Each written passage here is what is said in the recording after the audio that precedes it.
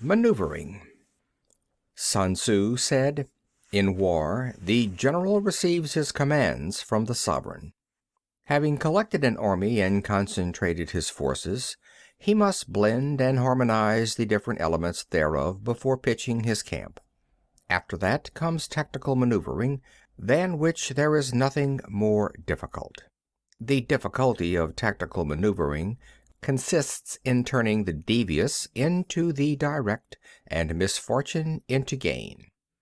Thus, to take a long and circuitous route, after enticing the enemy out of the way, and those starting after him, to contrive to reach the goal before him, shows knowledge of the artifice of deviation. Maneuvering with an army is advantageous, with an undisciplined multitude most dangerous. If you set a fully equipped army in march in order to snatch an advantage, the chances are that you will be too late. On the other hand, to detach a flying column for the purpose involves the sacrifice of its baggage and stores.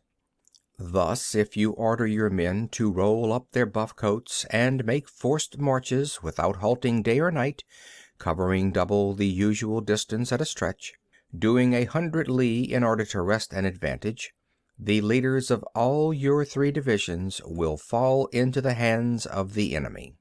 The stronger men will be in front, the jaded ones will fall behind, and on this plan only 1/10 of your army will reach its destination. If you march 50 li in order to outmaneuver the enemy, you will lose the leader of your first division, and only half your force will reach the goal. If you march 30 li with the same object, 2/3 of your army will arrive.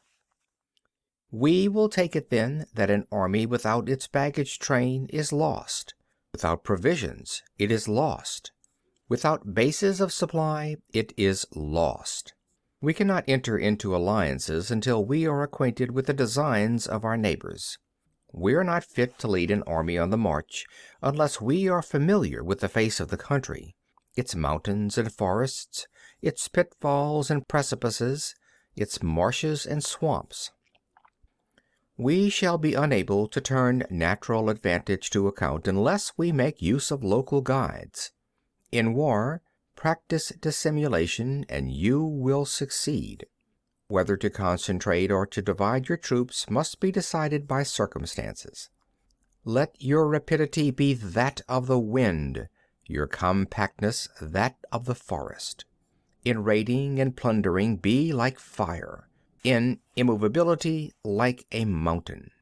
Let your plans be dark and impenetrable as night, and when you move, fall like a thunderbolt.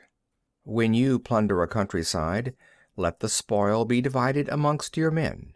When you capture new territory, cut it up into allotments for the benefit of the soldiery. Ponder and deliberate before you make a move.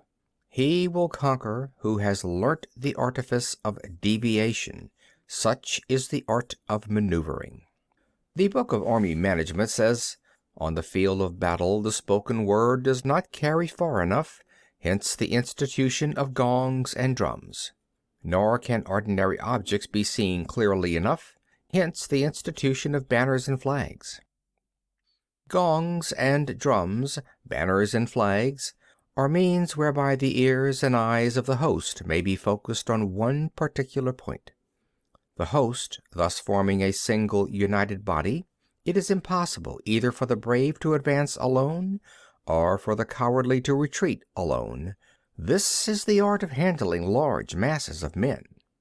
In night fighting, then, make much use of signal fires and drums, and in fighting by day, of flags and banners, as a means of influencing the ears and eyes of your army. A whole army may be robbed of its spirit. A commander-in-chief may be robbed of his presence of mind. Now, a soldier's spirit is keenest in the morning. By noonday it has begun to flag, and in the evening his mind is bent only on returning to camp. A clever general, therefore, avoids an army when its spirit is keen, but attacks it when it is sluggish and inclined to return. This is the art of studying moods. disciplined and calm, to await the appearance of disorder and hubbub amongst the enemy. This is the art of retaining self-possession. To be near the goal while the enemy is still far from it.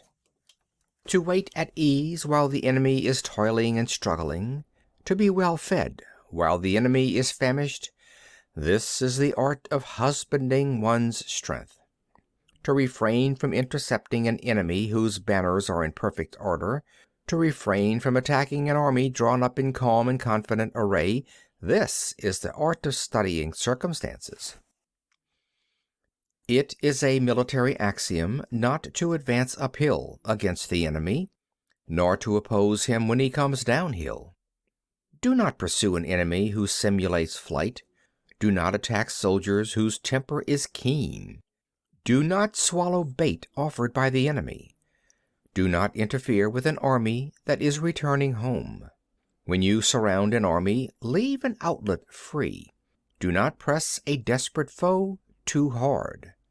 Such is the art of warfare.